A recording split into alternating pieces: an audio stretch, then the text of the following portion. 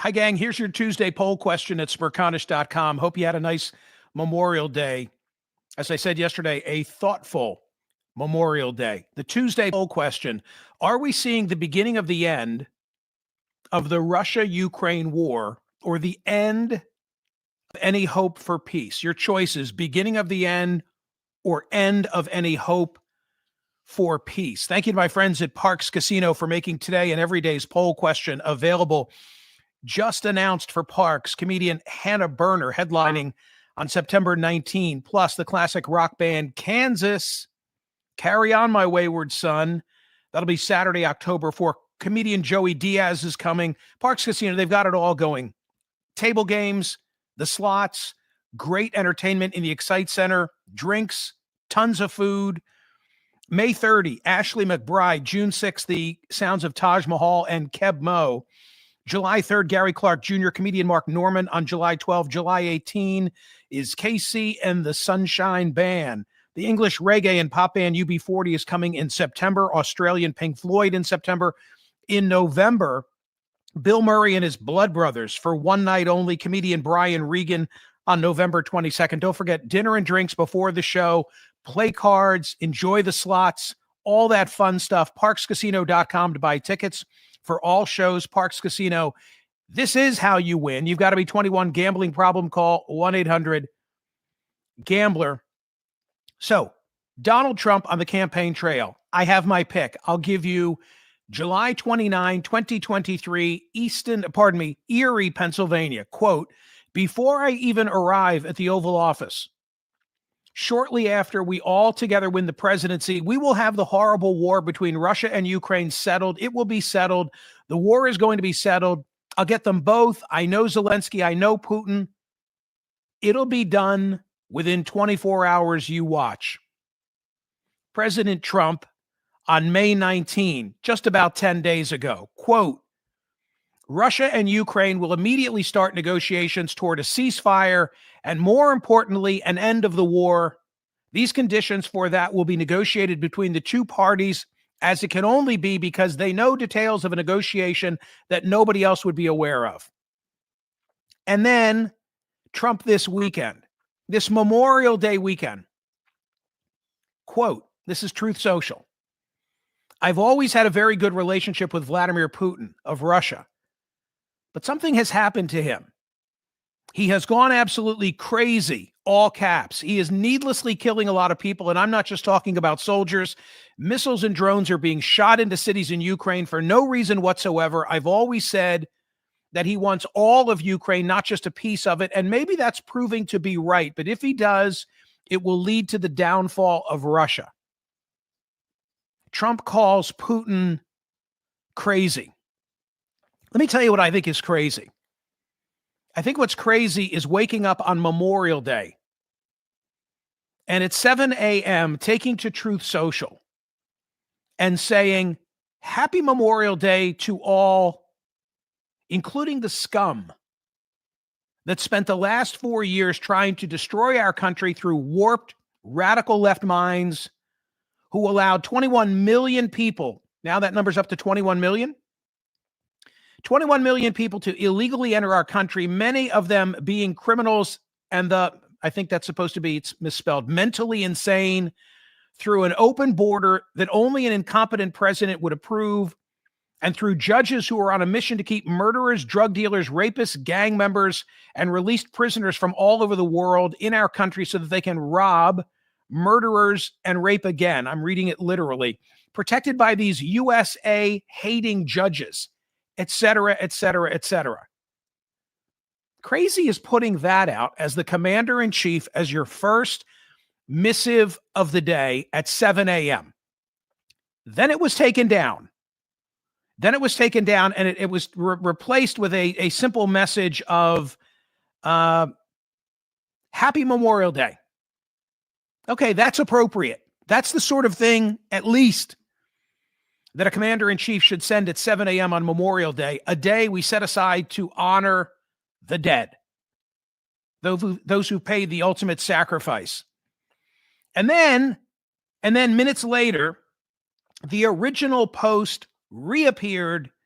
I have both the original And the modified, I can only see that typos were changed.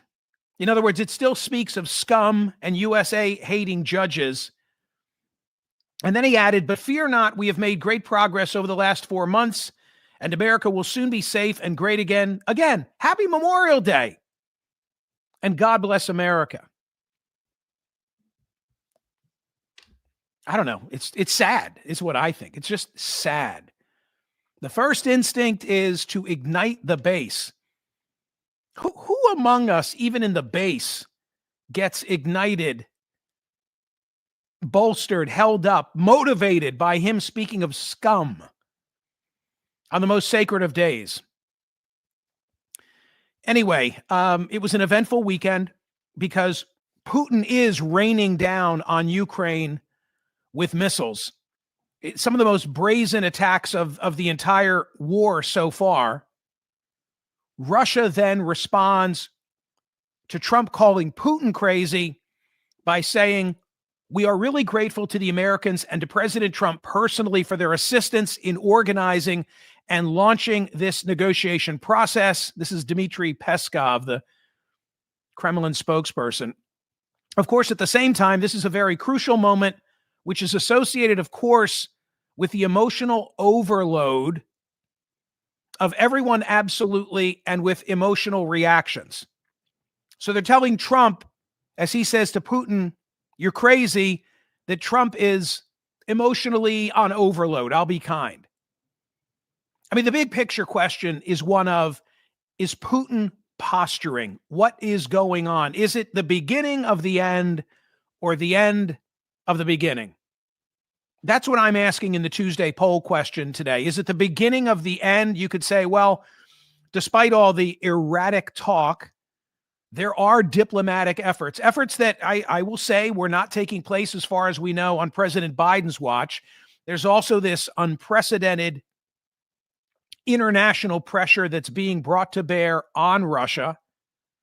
There seems to be a military stalemate. It's a game of inches. You know, the old football expression, 3 yards in a cloud of dust seems apt. And there is evidence of a significant economic strain having been sustained by Russia during the course of the conflict. So I'm just trying to craft my ledger. That would be the argument for there's a lot of posturing. Putin is firing those missiles now because he's trying to gain every advantage as he negotiates a final settlement. Or you could say, wait a minute, there's been an escalation of violence. Russia's recent large-scale offensive, including missiles and drone strikes on Ukrainian cities, demonstrates a significant escalation.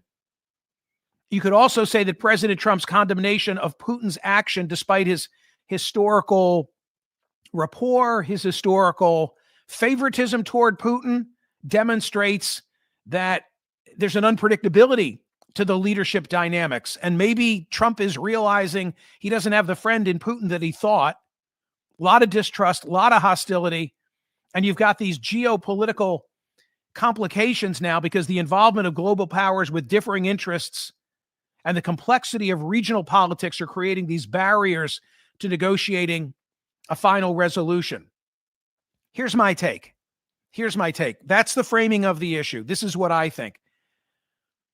I think crazy is what Putin wants the world to believe that he is. I think he's a rational actor. Don't get me wrong. I think he's a cold-blooded killer. I think he's a cold-blooded killer playing three-dimensional chess and trying to collect every piece off the table before the game ends. That's number one. Number two, I think that Putin knows that Trump and the GOP have no long-term stomach. Heck, they don't have a short-term stomach for this war. Three, Putin and the whole world saw the way Zelensky was emasculated in the Oval Office and realized that there's no love as between Trump, Vance, Republicans, and Zelensky. We remember that day, right? I mean, so much has happened in 4 months, but that was one of the most significant events of Trump 2.0.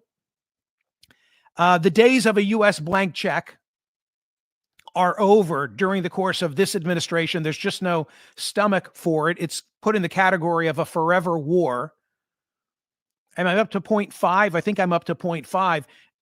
What sanctions could be left in the arsenal to play? Like every time we're going to announce more sanctions, there will be more sanctions. What sanctions? Whatever we've had, you'd think we've thrown into the pot so far. And if we had something significant, I'm not convinced that Trump would go to that well. Another observation, point 6 of mine, I think Trump has made no calls for concessions from Russia, at least no public calls for concession. It's all been, what will Ukraine leave on the battlefield? Russia, an additional point, is demanding now more land than even that which they control as part of the public record of these peace negotiations. Another point, am I up to 8, maybe 9? Nobody's talking about Ukraine in NATO.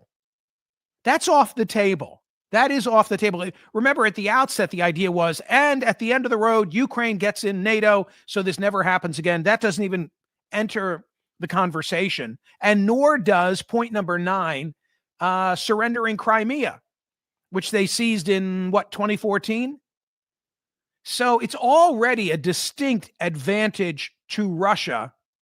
It seems like a foregone conclusion that they're going to keep Crimea, that Ukraine is not going to get into NATO, that whatever the battlefield gains have been of Russia will be theirs, the spoils of war, and maybe then some. So, okay, Michael, that's a good analysis. I can't argue with any of your 9 points. So how are you answering the poll question today? Are we seeing the beginning of the end of the Russia-Ukraine war, or the end of any hope for peace? Beginning of the end or end of hope for peace?